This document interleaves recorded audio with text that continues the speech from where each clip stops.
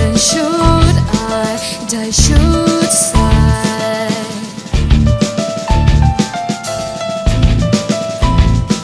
这宁人 should I the top should I die should sigh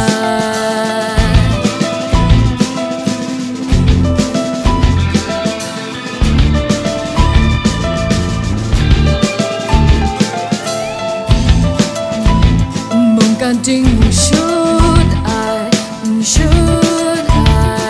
katanya ding mana lam chashai yong should I you bangu kan sa satunga ante yo dilang should I marape yin la gwi ranga should I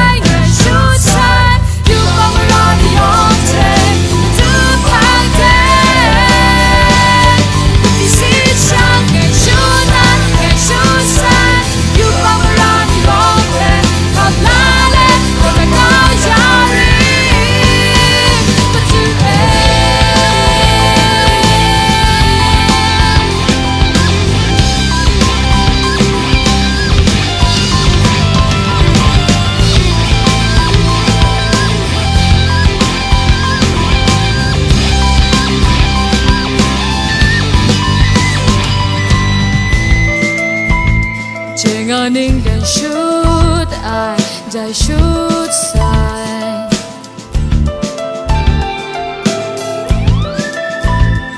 Jenning and should I the top should I die should sigh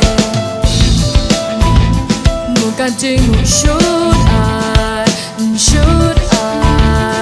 katanya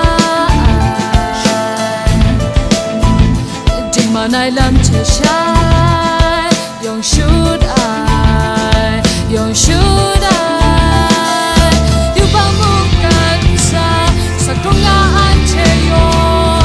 dilang should I marape yin la gwi ranga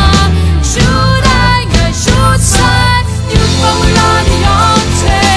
tu pang de